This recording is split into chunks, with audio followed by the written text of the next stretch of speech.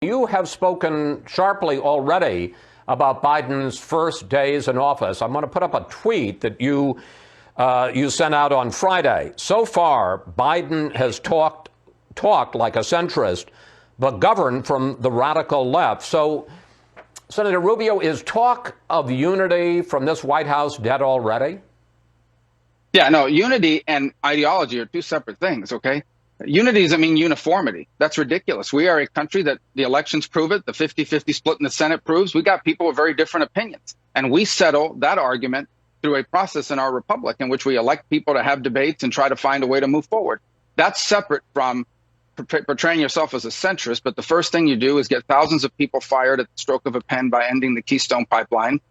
Jump on the issue of gender when it comes to sports and who can use what bathrooms and so forth and so on. An immigration order that I think could be read. I've asked for clarification. I hope it doesn't mean this, but I think it could be read to say that someone who's committed a very serious crime, has raped or sexually abused a minor, as long as they were released from prison before the 19th of January, they're not a priority for deportation.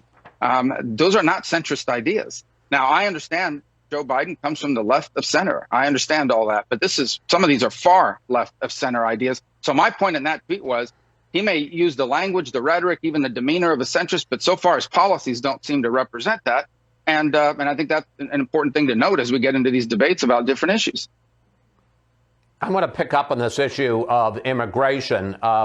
President Biden signed a number of executive actions on immigration in these first few days. He has introduced legislation that would give 11 million people a path to citizenship over the next 8 years. You, of course, back in 2013, were a leader on the issue of immigration reform. You had a plan that would lead to a path to citizenship, as I remember, in 13 years. But you're talking about the Biden plan so far on immigration as coming right up close to amnesty. Is that fair? Yeah, because that's very different from what we talked about back then. That back then we also talked about $25-30 billion for border security, including fencing and so forth. It had those sorts of provisions in there. It talked about reforming the immigration system so that it was more merit-based, meaning you bring people in on the basis of what they can do for a living and not just primarily whether they have family members living here. That's not what he's talking about. He's basically talking simply and almost entirely about what to do with people that are here in an unlawful status, of which I think the majority of Americans believe we need to do something. But you can only do something after you've got in place immigration reforms that allow you to secure the border and stop illegal immigration. Otherwise, doing something is going to encourage more people to come. We saw a very brief example of that.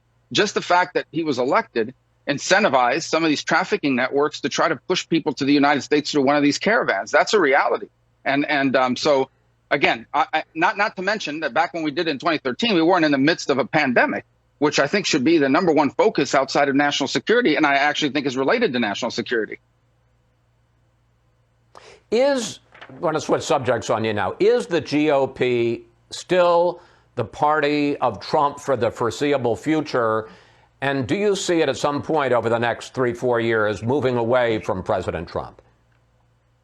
The GOP is the party that nominated Donald Trump. And the reason why it did and ultimately got him elected and he got 75 million votes is because you have tens of millions of Americans that feel this economy isn't working for people like them, that feel socially displaced, even like strangers in their own country, and who believe that both of the parties, at least traditionally, and all of politics doesn't understand or care about any of this, that they don't matter to people. Donald Trump did not create those things.